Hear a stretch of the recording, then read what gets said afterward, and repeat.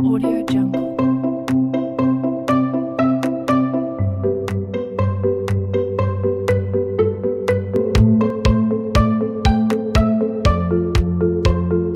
Audio Jungle. Bismillahirrahmanirrahim. Assalamualaikum warahmatullahi wabarakatuh. Kepada yang terhormat Ibu Kepala Sekolah UPT SD Negeri 117 Gresik dan kepada yang terhormat rekan sejawat, Bapak Ibu guru yang saya cintai, saya sayangi dan saya banggakan. Terima kasih pada siang hari ini jenengan semua bisa hadir di diseminasi budaya positif modul 1.4. Masih semangat? Semangat? Kok kurang semangat? Mana semangatmu? Ini semangatku. Mana semangatmu? Ini semangatku. Mana? Ini. UPT SD Negeri 117 Gresik. Radio makin berprestasi. Yes. Tepuk tangan buat kita semua. Terima kasih Bu, saya di sini bukan untuk menggurui ya, bukan untuk menggurui jenengan semua, tapi saya di sini itu ingin menyampaikan apa yang saya dapatkan pada pendidikan guru penggerak yang saya lakukan saat ini. Yaitu saya mendapatkan tugas untuk menyeminarkan atau mendiseminasikan budaya positif. Apa saja itu budaya positif, bagaimana budaya positif, mengenai budaya positif. Apa yang terngiang di telinga Bapak Ibu? Budaya positif? Yang baik Ya, Bu Monikawati. Oke, terima kasih atas kesempatan yang menjawab. Saya rasa budaya positif yang ada di lingkungan sekolah, yakni budaya yang membawa anak-anak didik kita menjadi anak-anak yang lebih baik, yang berakhlak, yang tentunya yang bertanggung jawab. Good job, terima kasih. Tepuk tangan untuk Bu Monika. Bagus sekali, lanjut Mbak.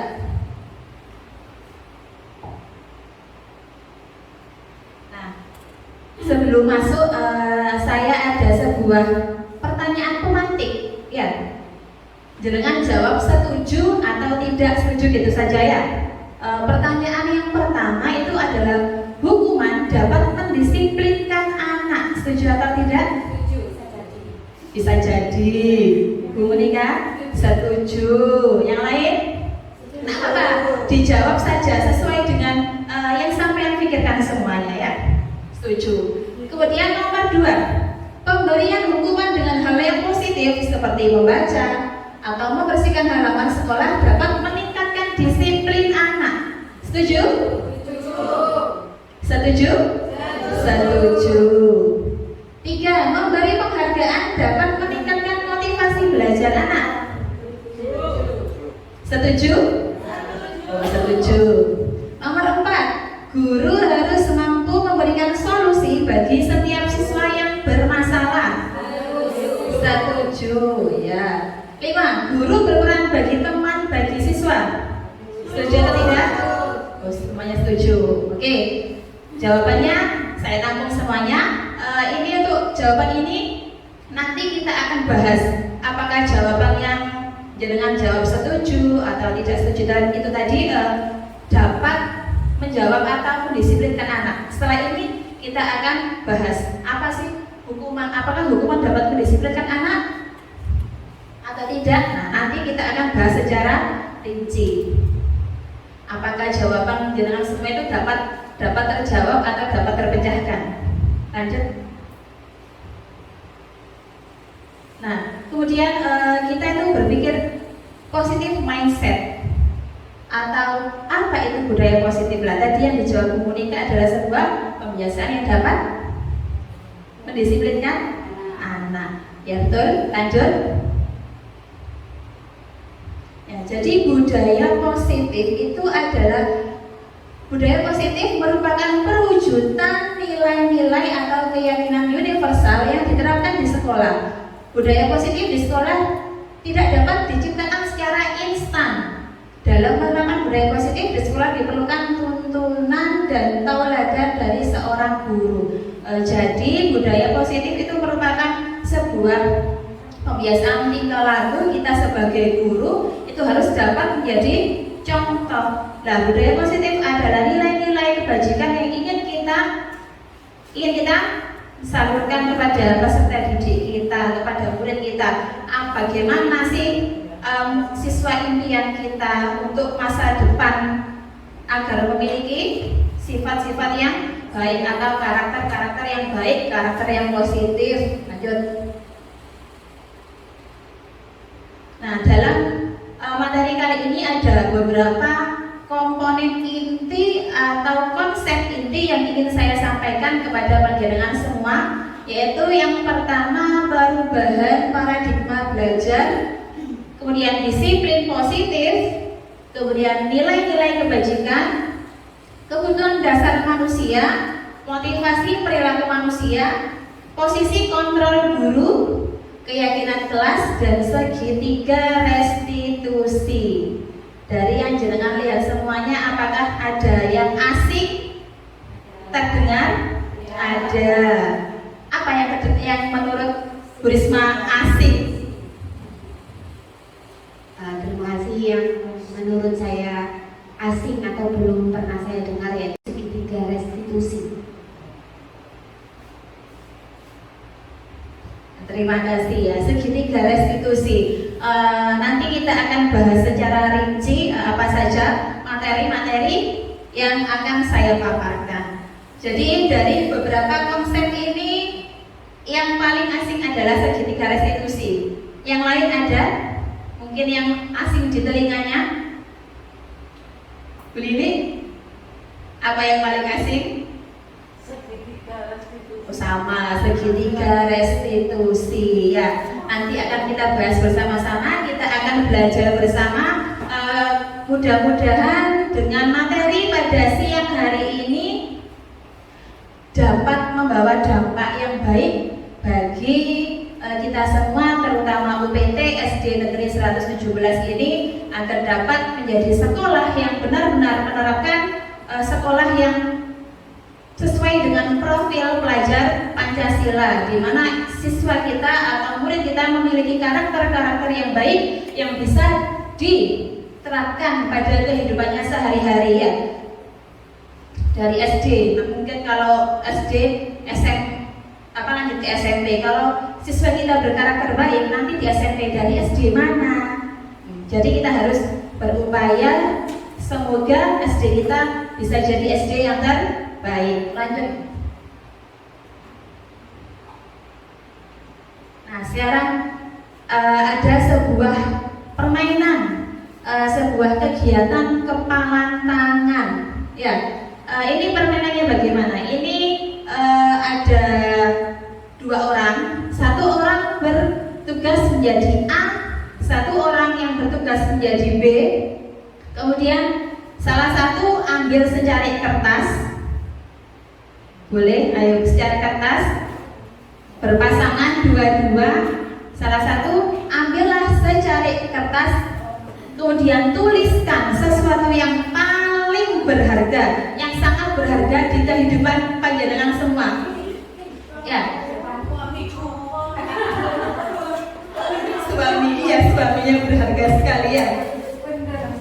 Iya. Sesuatu yang sangat berharga, yang satu nanti paling menggenggam segenggam kertas itu tadi yang berisi dengan sesuatu yang paling berharga panjenengan. Kemudian yang satu itu nanti akan berusaha untuk membukanya, bisa dibujuk, dirayu, diancam, dihardik, titik-titik, ya. Pokoknya dengan segala apapun, segala cara agar segala segenggam kertas yang sangat berharga itu bisa terbuka. Itu apakah bisa terbuka atau tidak pada kepalan tangan jenengan? Diberikan. Ya. Ya, jenengan bayangkan itu yang paling berharga pada hidup jenengan semua.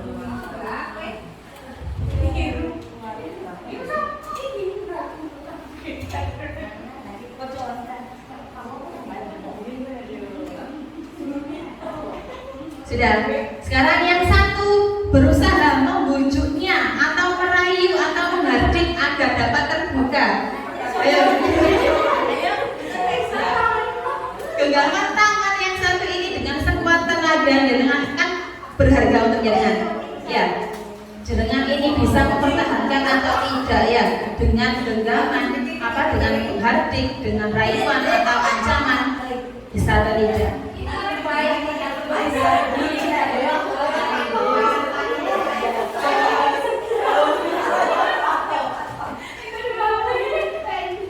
Betul sudah.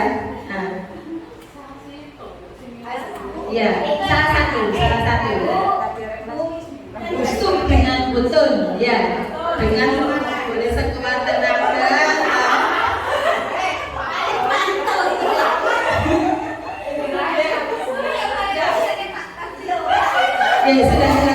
Ya, sudah. Ya, nah, ya, dalam kepalan tangan kita yang paling berharga bisa terbuka atau tidak? Apa tidak? Tidak bisa terbuka ya. Meskipun dengan rayuan, dengan ancaman, dengan bujukan, tidak bisa membukanya. Dari fakta Allah tidak bisa. Hanya bisa siapa? Ya, kan dari diri sendiri ya. Kontrol diri. Nah, kontrol diri yang ada pada diri kita itu yang bisa membukanya. Sama seperti peserta didik kita, sama seperti murid kita, ya. Seperti karakter yang baik atau kedisiplinan pada peserta didik, dia tidak bisa dengan ancaman, dengan rayuan, hanya bisa dari siapa yang memunculkan motivasi kontrol diri dari masing-masing diri. Nah itulah yang dapat kita terapkan. Jadi budaya di sekolah kita itu bisa tercipta, terlaksana dari siapa? Dari kontrol diri kita. Kita sebagai guru, kita sebagai pendidik, dari kita sendiri yang bisa mengontrol dirinya. Begitupun juga murid, dari dirinya sendiri yang bisa menjadikan murid itu dapat berkarakter. Jadi tidak ada ancaman dari luar atau faktor luar yang dapat menjadikan sebuah budaya. Lanjut, Mbak. Nah, sekarang pembelajaran dengan paradigma baru. Pembelajaran dengan paradigma baru merupakan pembelajaran yang dirancang berdasarkan prinsip pembelajaran yang berdiferensiasi sehingga para peserta didik belajar sesuai dengan kebutuhannya berdasarkan tahap perkembangan sesuai teori psikologi modern untuk mewujudkan profil pelajar Pancasila. Nah, ini profil pelajar Pancasila itu bisa tercipta dari mana? Dari kontrol diri, bukan dari faktor yang lain. Jadi kontrol diri kita, bagaimana kita dapat menumbuhkan sikap-sikap yang baik seperti mandiri, bernalar kritis, kreatif, bergotong royong, beriman dan bertakwa, berkebinekaan global. Nah, ini dari kontrol diri kita. Begitupun juga murid, dari kontrol diri para murid. Lanjut. Nah, ada miskonsepsi tentang teori kontrol diri. Coba kita perhatikan, ya. Ada emosi, ada tubuh, ada pikiran, ya. Selama ini kita hanya berpikir ilusi guru mengontrol murid, ya. Anak-anak mengerjakan PR atau tidak. kemudian anak-anak bisa patuh atau tidak, anak-anak bisa disiplin atau tidak. Sebenarnya itu bukan guru yang mengontrol, bukan kita, tetapi dari itu tadi, dari kontrol diri para murid itu sendiri. Makanya kita ciptakan budaya-budaya positif yang dapat menumbuhkan sebuah kebijakan atau sebuah perilaku yang baik kepada peserta didik kita. Jadi selama ini anggapan kita itu adalah salah. Kita itu bukan pengontrol, bukan yang mengontrol, tetapi apa? Kita yang menuntun agar anak-anak dapat mengontrol dirinya. Kemudian ilusi bahwa kritik dan membuat orang merasa bersalah dapat menguatkan karakter. Ya, dengan kritikan itu dapat menguatkan karakter. Padahal biasanya dengan kritikan maka orang itu akan down. Ya. Kemudian ilusi bahwa semua penguatan positif, efektif dan bermanfaat. Ilusi bahwa orang dewasa memiliki hak untuk memaksa. Sama seperti kita dengan anak kita di rumah, ya. Bahwa kita itu yang memaksa anak kita di rumah harus sesuai dengan keinginan, kemauan kita. Begitu juga murid, kita maksa, ayo digarap PR, sampai nggak digarap nanti dihukum mengarep. Nah, berarti kan kita memaksa. Anak-anak itu melakukan itu karena terpaksa, karena bukan keinginan dirinya sendiri, bukan dari kontrol dirinya. Oleh karena itu kita harus bisa menumbuhkan bagaimana peserta didik dapat mengontrol dirinya dengan kita memberikan contoh-contoh atau tauladan. Masih semangat Bapak Ibu? Masih semangat? Mana semangatmu? Ini semangatku. Kok kurang semangat? Ngantuk ya Bu? Ya, ngantuk ya. Biar tidak ngantuk, biasanya itu ice breaking. Iya, ice breaking. Ya, ada sebuah permainan ya Bu ya. Sebuah permainan sambung kata. Sambung kata. Misalnya, Bumun maju, Mbak Firda melanjutkan, maju ke depan. Lanjut ke Risma, maju ke depan gerbang. Lanjut ke Mas Nuri. Ya, nanti jadi kita harus mengingat atau menghafal apa yang diucapkan oleh sebelumnya.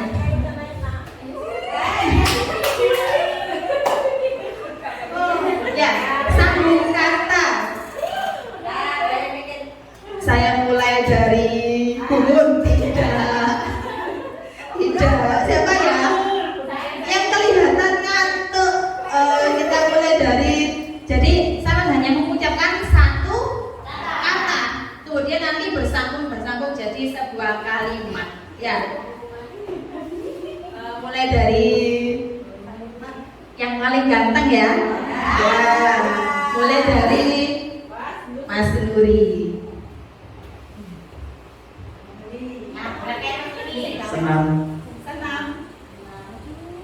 Senam irama, senam padi.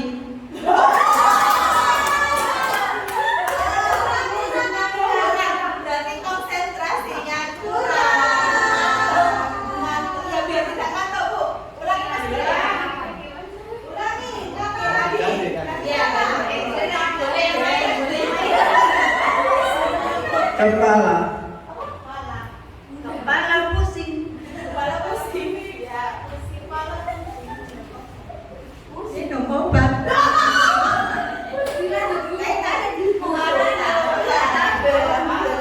Kepala pusing, minum obat. Kepala pusing minum jamu tradisional.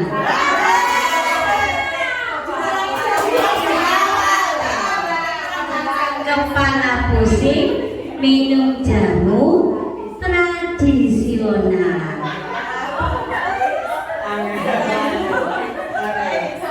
Kepala pusing minum jamu tradisional sambil pusing minum jamu tradisional sambil menyanyi.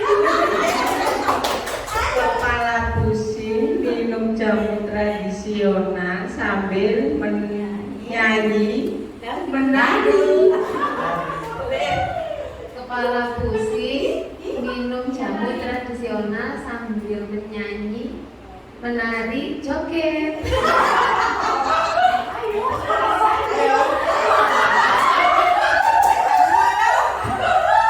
Diam.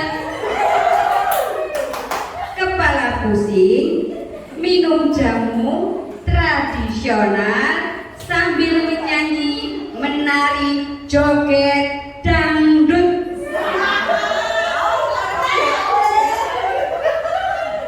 Kepala pusing minum jamu tradisional sambil menyanyi, menari, joget, dangdut, kupluk.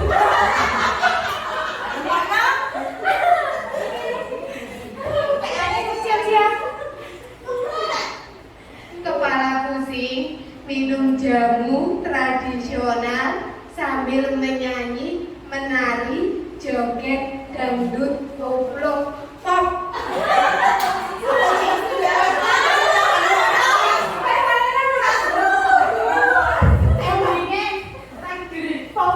Kurang ger gitu ya. Sudah semangat? Masih belum semangat? Nanti dengan saya. Nanti umur yang joget nanti ya. Lanjut. Nah, sudah.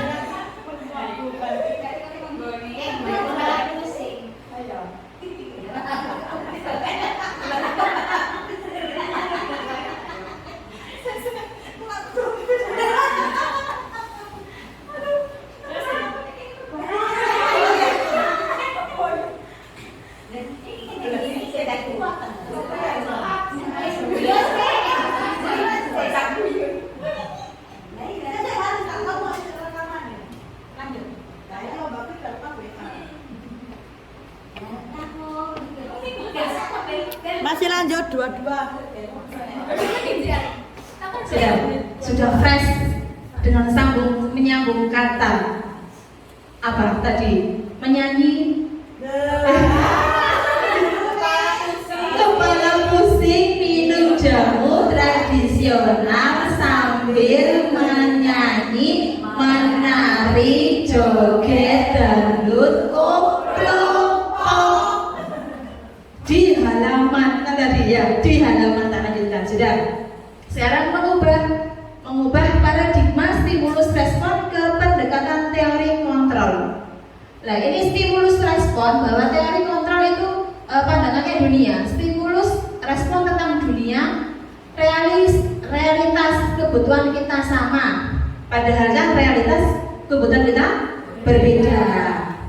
Semua orang melihat hal yang sama, padahal teori kontrolnya yaitu setiap orang memiliki gambaran yang berbeda. Kemudian stimulus respon, kita mencoba mengubah orang agar berpandangan sama dengan kita. Padahal teori kontrolnya, kita berusaha memahami pandangan orang lain tentang dunia. Lanjut, yang terakhir itu model berpikir menang atau kalah. Yang benar itu model berpikir menang dan menang. Lanjut, Mbak. Nah, sekarang disiplin positif. Kalau jenengan tahu pasti disiplin. Kalau disiplin kan pemahamannya itu tentang aturan, ya, tentang hukuman, tentang peraturan. Nah, padahal disiplin itu berasal dari kata disiplina yang artinya adalah belajar. Dan disiplin itu mengacu pada disiplin diri yang memiliki tanggung jawab terhadap apa yang dilakukan berdasarkan nilai-nilai yang kita yakini. Nah, disiplin positif merupakan salah satu cara penerapan disiplin yang bertujuan untuk menumbuhkan kesadaran serta memberdayakan siswa tanpa imbalan dan juga ancaman atau hukuman. Jadi selama ini kalau kita berpikir pemikiran bahwa hukuman dapat mendisiplinkan siswa, ancaman itu benar atau salah? Nah, berarti salah ya. Karena apa tadi?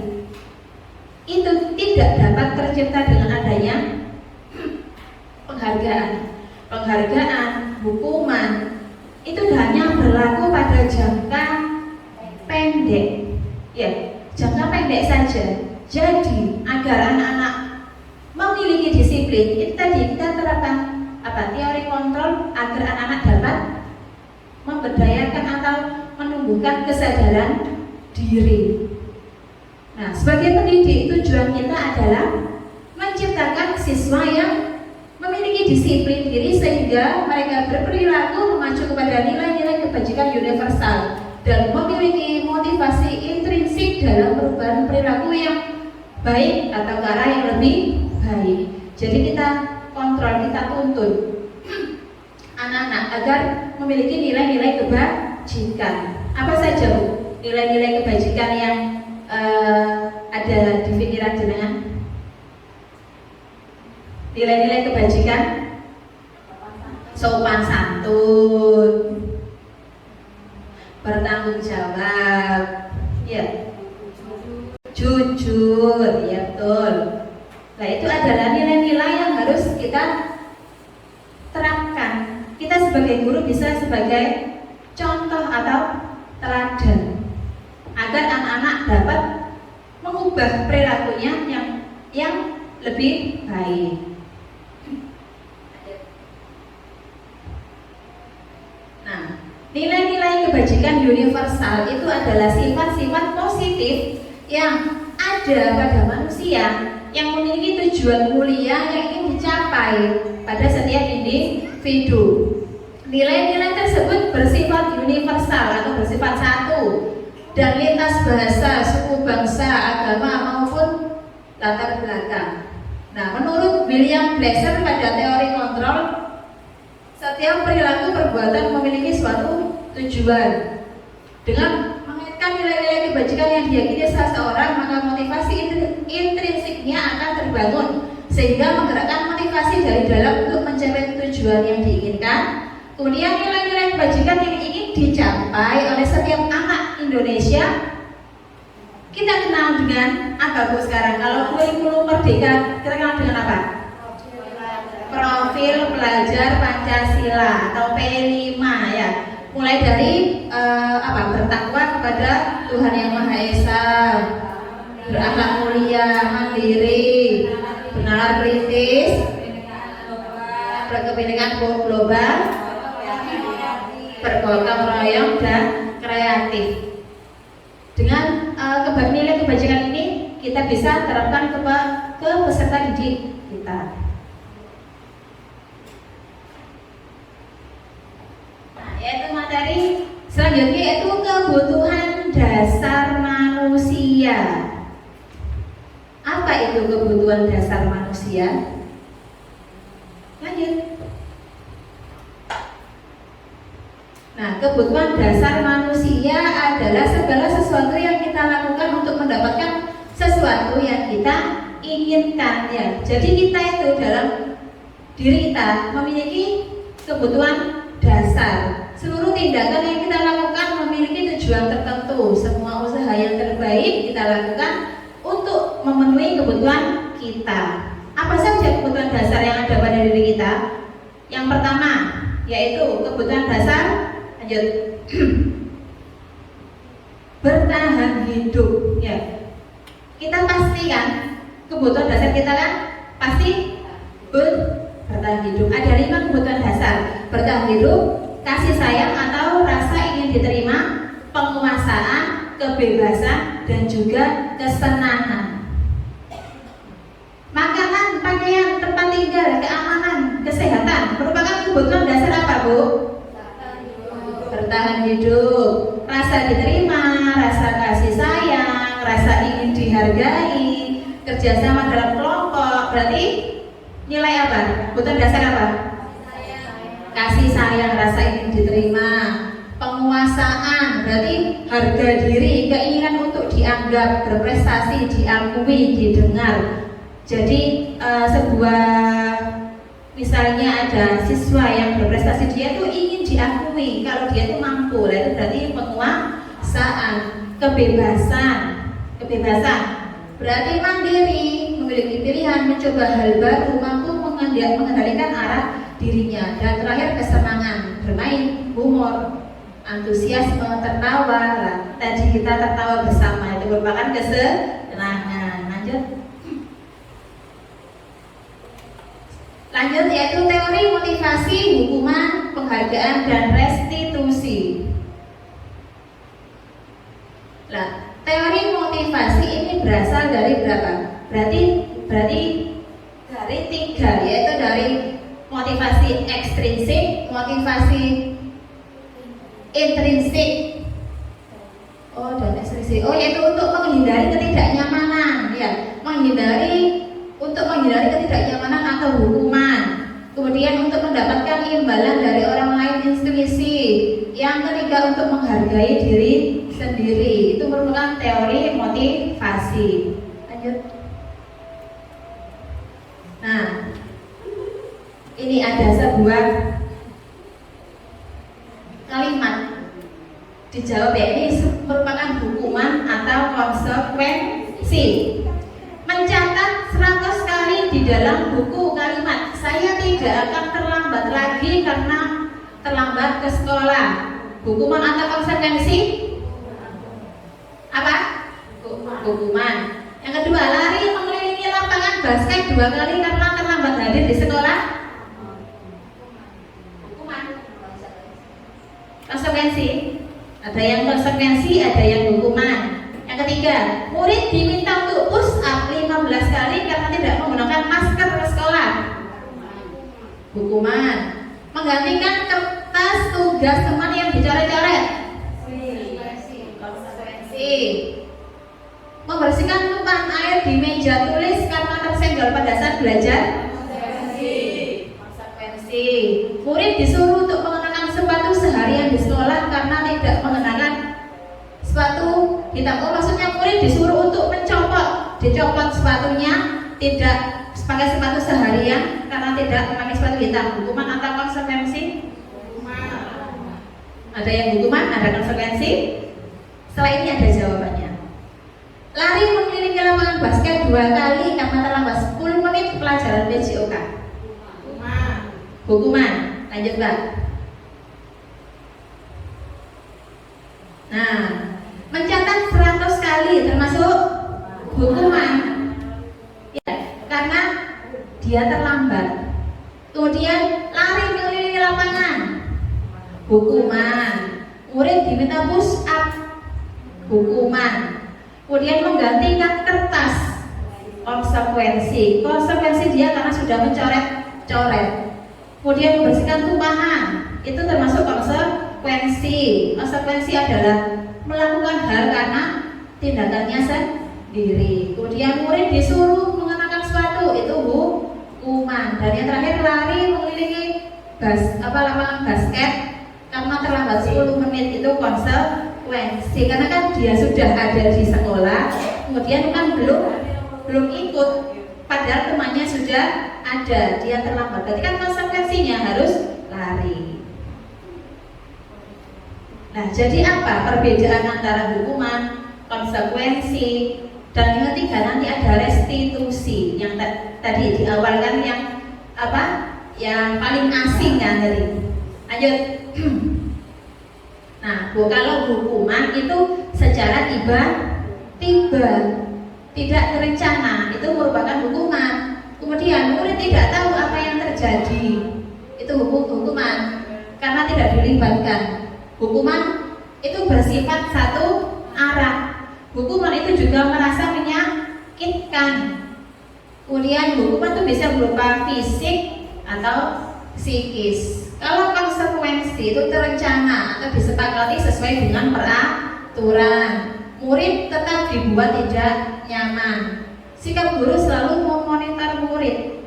Dan yang restitusi itu proses menciptakan kondisi bagi murid untuk memperbaiki kesalahan. Proses kolaboratif yang mengajarkan untuk mencari solusinya sendiri. Jadi siswa murid itu kita latih bagaimana dia bisa memecahkan masalahnya sendiri. Nanti di belakang ada videonya dan penjelasan lagi tentang segitiga restitusi. Nah, ciri-cirinya yaitu bukan untuk menebus kesalahan, namun untuk belajar dari kesalahan, memperbaiki hubungan, tawaran, dan bukan paksaan. Restitusi menuntut untuk melihat ke dalam diri, mencari kebutuhan dasar, mendasari tindakan, cara yang paling baik. Nah, restitusi itu merupakan cara yang paling baik dan fokus pada karakter, bukan pada tindakan, dan fokus juga pada solusi. Restitusi mengembalikan murid yang berbuat salah pada kelompoknya. Nah, sekarang materi selanjutnya yaitu 5 posisi kontrol guru. Nah, ada 5 posisi kontrol guru, yaitu guru sebagai penghukum, guru sebagai teman, guru sebagai manajer, guru sebagai pembuat rasa bersalah, dan juga jadi pemantau. Penghukum itu biasanya itu menyakiti, tadi kan menyakiti fisik atau psikis, itu menghukum. Kemudian pembuat rasa bersalah itu berceramah dan mengatakan seharusnya kamu tadi datang lebih pagi agar kamu tidak terlambat. Ya. Seharusnya kamu mendengarkan Bu Rizka. Kalau tidak mendengarkan nanti kamu tidak bisa, itu membuat rasa bersalah. Kalau teman itu biasanya membuatkan alasan untuk muridnya. Ketergantungan biasanya itu, ayolah bantu ibu, ayolah, kan itu merupakan kita sebagai teman. Pemantau itu menghitung, menyesuaikan diri atau kita awasi. Manajer itu mengajukan pertanyaan-pertanyaan dan menguatkan pribadi siswa. Lanjut Pak. Ini ada sebuah pernyataan. Biar tidak ngantuk tak tunjuk. Tadi kan ada 5 posisi kontrol guru. Tadi apa saja Bu? Yun, apa? Guru sebagai pemantau, sebagai teman, sebagai manajer, sebagai pembuat rasa bersalah, dan yang terakhir penghukum. Dari 1, 2, 3, 4, 5, 6 ini masing-masing nanti. Bukus nomor 1, saya kecewa sekali dengan kamu. Berarti guru sebagai apa? Saya kecewa sekali dengan kamu. Penghukum, pembuat rasa bersalah. Buat rasa bersalah. Yang kedua, kamu tidak pernah benar melakukannya. Apa? Kita. Membuat rasa bersalah. Membuat rasa bersalah. Boleh. Tadi. Yang ketiga, ayolah lakukan demi ibu bapak. Teman. Sebagai teman. Apakah kamu mau mendapatkan stiker bintang hari ini?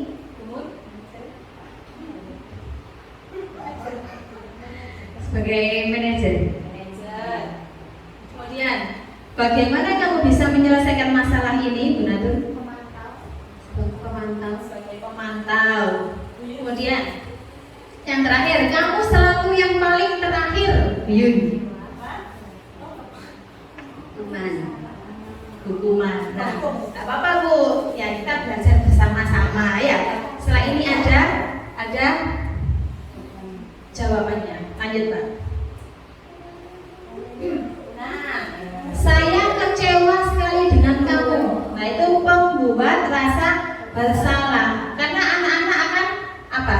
Oh iya, karena ini saya jadi gini, saya bersalah. Nah, itu jadi pembuat rasa bersalah.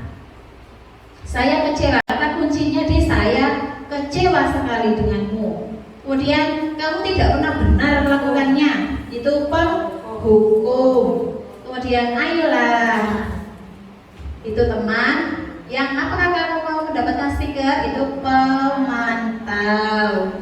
Yang kelima, bagaimana kamu bisa bisa menyelesaikan itu manajer, dan yang terakhir kamu selalu yang paling terakhir itu penghukum. Sudah tepuk tangan buat kita semua. Nah, yang paling baik lihat, yang paling baik posisi kontrol yang kita lakukan itu adalah kita sebagai manajer, kita sebagai penghukum, kita sebagai pembuat rasa bersalah itu selama ini tuh masih kurang tepat atau kurang baik. Jadi yang baik itu adalah kita sebagai manajer.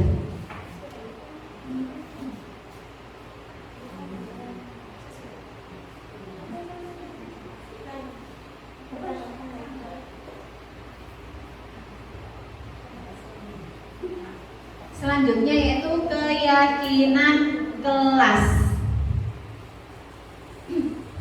Keyakinan kelas lanjut. Nah, mengapa kok harus keyakinan kelas? Mengapa kok tidak peraturan kelas? Ya. Kalau dulu kan peraturan, tata tertib gitu aja ya. Kalau sekarang tuh diubah jadi keyakinan kelas atau sebuah kesepakatan. Kenapa? Nah, mengapa kita memiliki peraturan harus menggunakan helm bila mengendarai kendaraan roda 2? Mengapa kita memiliki peraturan 3M, menggunakan masker, mencuci tangan, dan menjaga jarak? Itu karena untuk mendukung motivasi intrinsik, kembali ke nilai-nilai keyakinan, lebih menggerakkan seseorang dibanding mengikuti peraturan.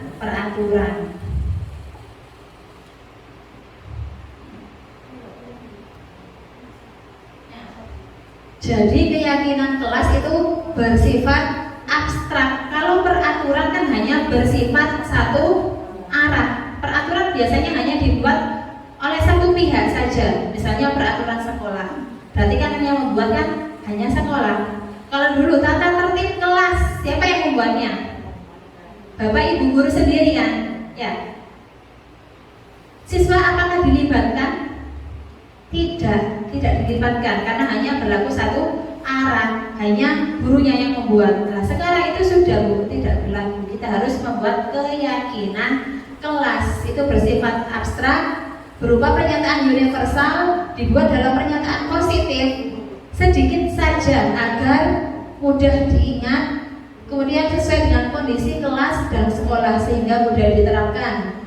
Semua warga sekolah atau warga kelas dilibatkan saat membuat keyakinan kelas. Misalnya saja kemarin kelas saya kelas 4. Ya, saya ajak bersama-sama anak-anak. Ayo nak, kita buat keyakinan kelas kita. Kita sepakati hal-hal apa saja yang harus kita terapkan di dalam kelas. Biasanya kan tidak boleh mencoret, tidak boleh mengejek teman. Lah, diawali dengan tidak. Nah, itu kan biasanya peraturan. Kalau keyakinan kelas itu kita rumuskan dengan kata-kata atau kalimat-kalimat yang positif, kalimat-kalimat yang baik. Misalnya tidak boleh mengejek teman, kita ganti menghargai teman. Seperti itu. Jadi kalimatnya kita ubah ke kalimat positif. Iya, keyakinan atau kesepakatan. Jadi kita buat bersama-sama. Misalnya nanti ada anak yang melanggar, ya. Terus kita tanya, kita lakukan dengan pendekatan nanti, pendekatan segitiga restitusi yang tadi kan sudah kita sepakati bersama-sama. Kita lakukan bersama-sama. Nanti ditanya, keyakinan kelas apa yang telah kamu langgar? Misalnya menghargai temanku. Kemudian apa yang kamu lakukan? Jadi kita cari dia untuk mencari solusinya.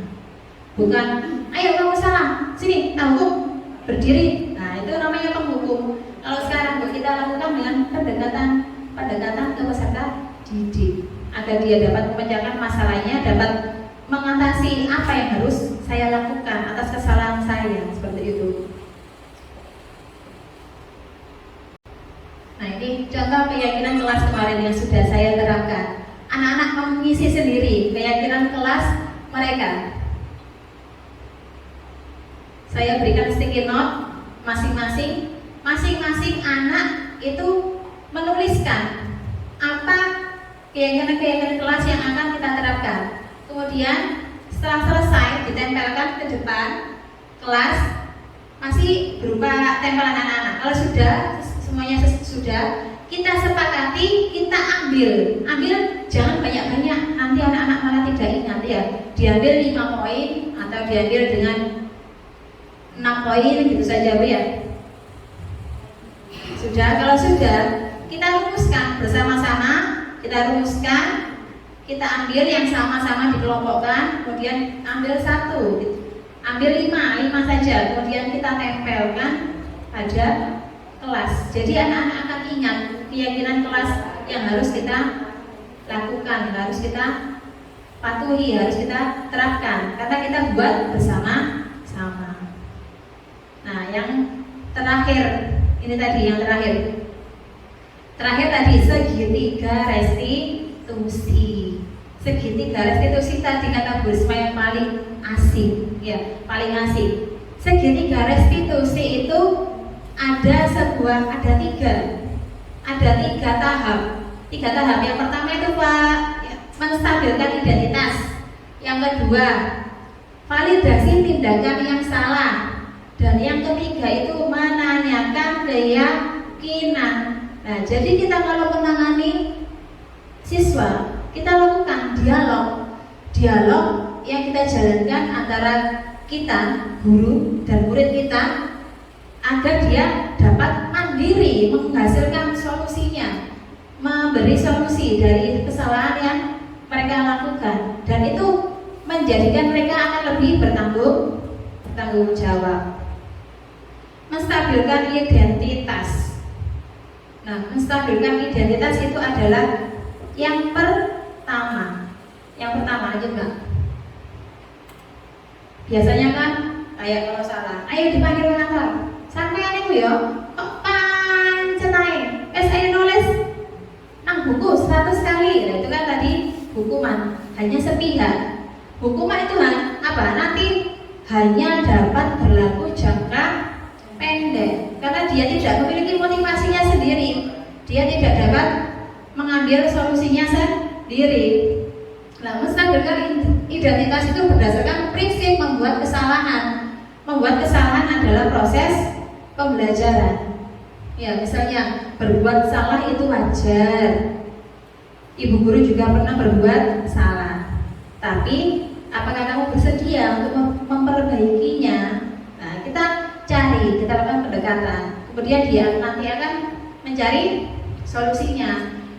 Bapak Ibu juga pernah melakukan. Bapak Ibu tidak mau mencari siapa yang salah, tapi Bapak Ibu yang mencari solusi atas permasalahan ini. Kamu juga berhak merasa begitu. Itu merupakan sebuah menstabilkan identitas. Yang kedua yaitu validasi tindakan yang salah. Validasi tindakan yang salah itu merupakan prinsip setiap perilaku berupaya memenuhi sebuah kebutuhan tertentu.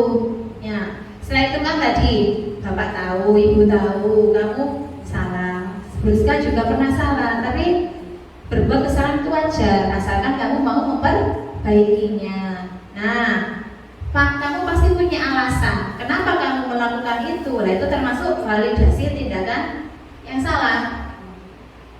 Kamu melakukannya karena mempertahankan sesuatu yang penting bagimu ya? Iya boleh, tapi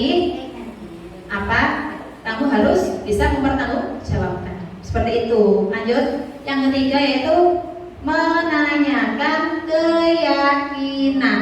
Nah, tadi sudah seperti itu. Kemudian, kamu mau memperbaiki masalahmu? Mau Bu? Apakah tadi tindakanmu sudah sesuai dengan keyakinan kelas? Kan jawab tidak. Keyakinan kelas apa yang telah kamu langgar?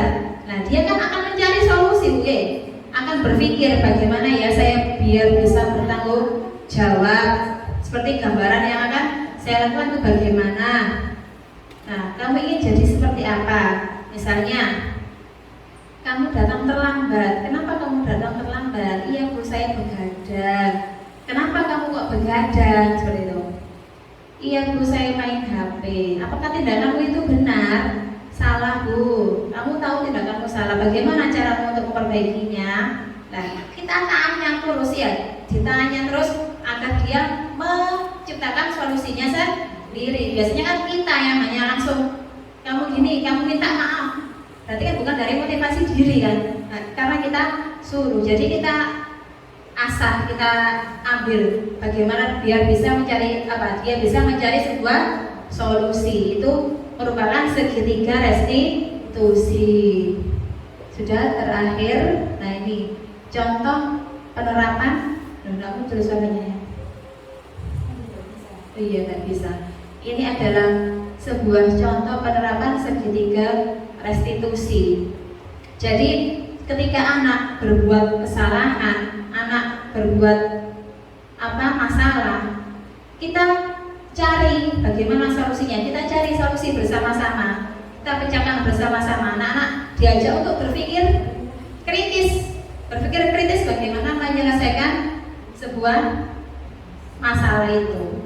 Nah ini ya videonya tidak ada suaranya. Sebentar, itu aja ya. Copot aja.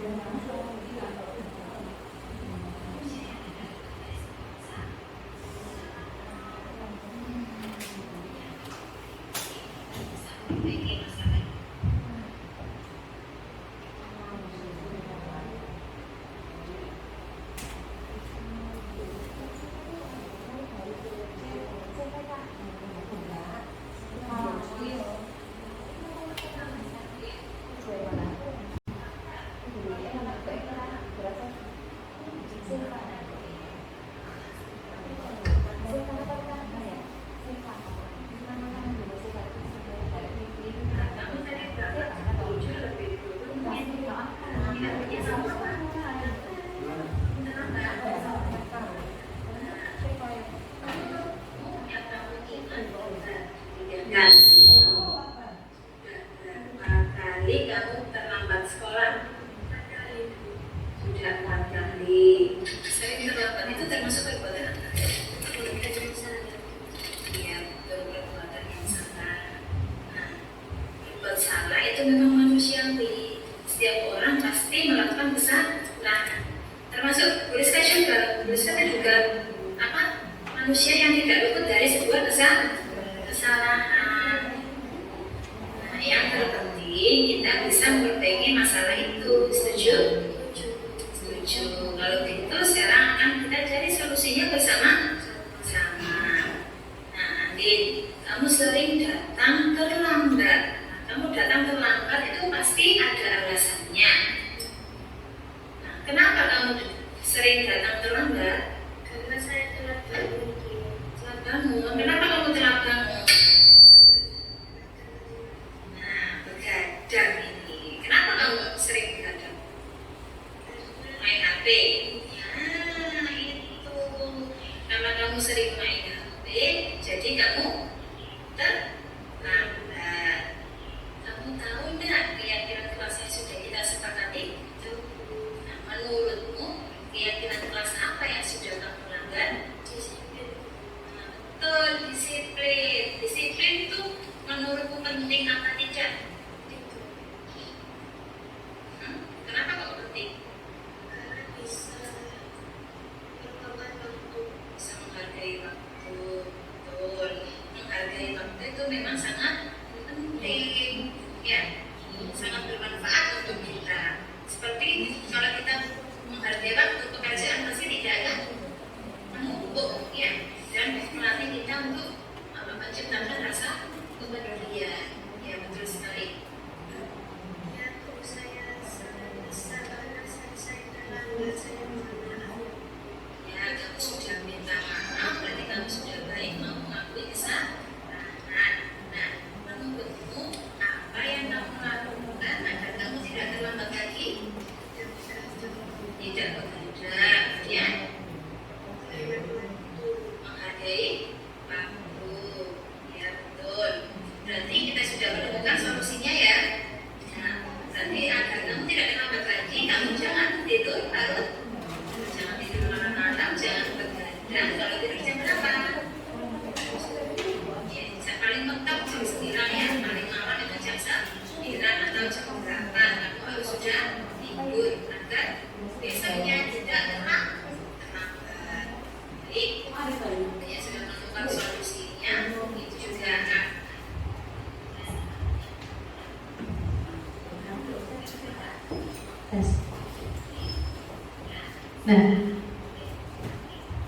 Itu tadi adalah sebuah contoh penerapan segitiga restitusi. Jadi siswa itu kita latih untuk mencari sebuah solusinya.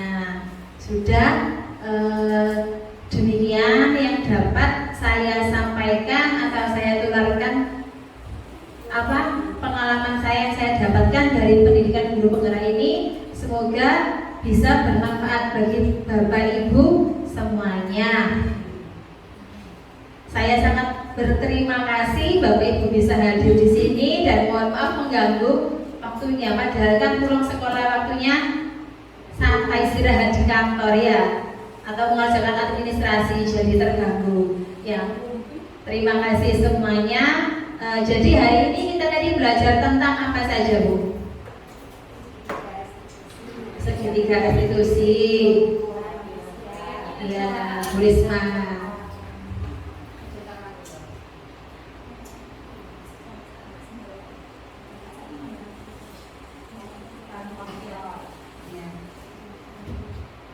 Terima kasih yang disampaikan Bu Rizka tadi cukup bermanfaat bagi kita semua yang ada di sini, dan semoga harapan saya nanti salah satu dari Bapak Ibu guru bisa melanjutkan atau mengikuti jejak Bu Rizka.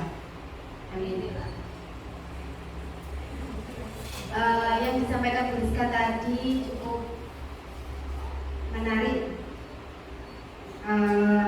Dengan beberapa konsep yang disampaikan tadi, yaitu restitusi, segitiga restitusi, kemudian kebutuhan dasar manusia, kemudian ada posisi kontrol yang baik atau yang harus kita lakukan sebagai pendidik, juga keyakinan kelas yang seharusnya disampaikan, yang biasanya kita lakukan ternyata banyak yang salah atau diubah, perlu perubahan. Mungkin itu saja yang dapat saya sampaikan. Terima kasih Bu Rizka. Terima kasih Bu Risma. Ya, berarti sudah paham ya Bu Risma tentang materi pada hari ini. Ya, kita harus banyak melakukan perubahan-perubahan yang ada. Tadi itu paradigma pembelajaran ya yang baru. Jadi kita lakukan perubahan-perubahan agar kita dapat menjadikan murid kita menjadi murid impian di masa yang depan, di masa depan. Sudah saya akhiri, semoga yang saya sampaikan bisa bermanfaat. Kurang lebihnya saya mohon maaf yang sebesar-besarnya. Wabillahi taufiq wal hidayah, wal inayah. Wassalamualaikum warahmatullahi wabarakatuh.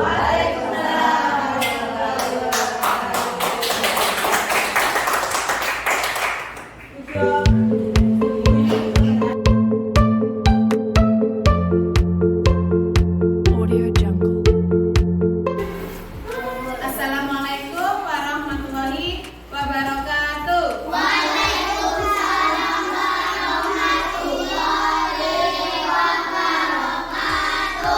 Selamat pagi anak-anak. Selamat pagi. Bagaimana kabarnya hari ini? Baik. Alhamdulillah. Nah anak-anak, apakah kalian pernah dengar apa itu keyakinan kelas? Pernah, ada yang tidak pernah. Iva, apakah pernah dengar apa itu keyakinan kelas? Tidak tahu. Nah, keyakinan kelas itu adalah sebuah keyakinan yang akan kita lakukan, kita kerjakan, kita tulis semuanya, nanti kemudian kita tempelkan dan kita yakini di dalam hati. Kalau sudah diyakini, sudah dilakukan, harus dilakukan dengan penuh tanggung jawab. Apakah kalian pernah dengar peraturan? Pernah. Nah, peraturan sekolah. Berarti siapa yang membuat peraturan sekolah? Kepala sekolah atau pihak sekolah.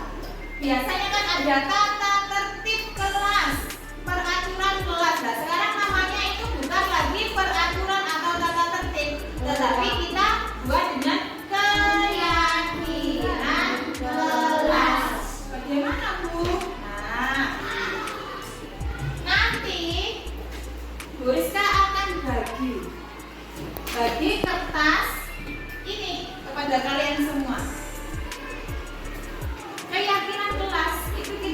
bersama-sama antara semua murid. Nah, keyakinan kelas itu kalau dulu namanya kan peraturan, tidak boleh rame, harus menghormati guru, tidak boleh berbicara. Kalau keyakinan kelas itu sekarang bukan lagi kata menggunakan kata-kata dilarang, tidak boleh, itu sudah tidak digunakan. Namanya keyakinan kelas nanti menggunakan kata-kata yang positif, tidak bermusuhan dengan teman. Berarti kata positifnya apa? Saling menghargai. Kalau peraturan bedanya apa? Kalau peraturan hanya dibuat oleh satu pihak. Nah, ini keyakinan kita buat bersama-sama, lalu kita yakini bersama-sama. Sudah siap? Siap.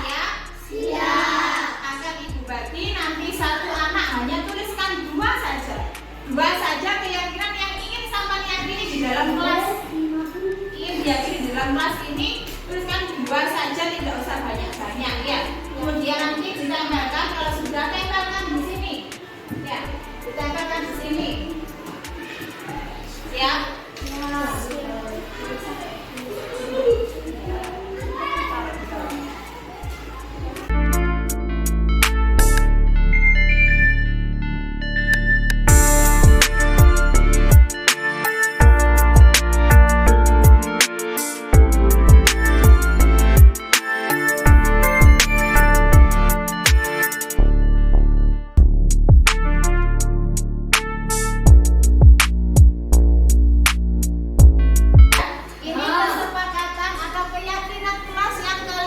Sekarang dibacakan Bu Rizka dulu sebelum kita rumuskan keyakinan yang akan kita sepakati. Sekarang dibaca Bu Rizka dulu. Tidak boleh membawa sepeda motor, tidak boleh makan di dalam kelas.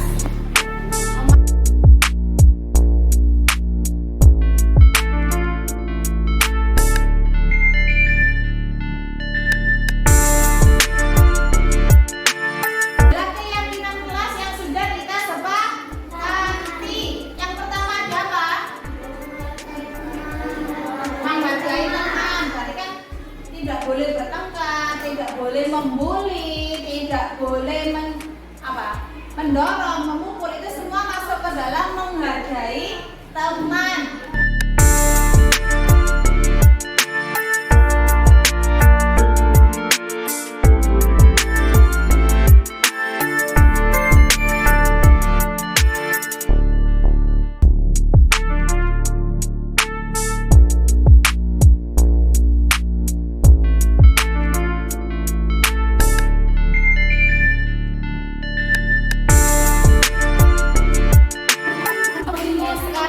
Giliran Bu Rizka yang menandatangani keyakinan kelas kita.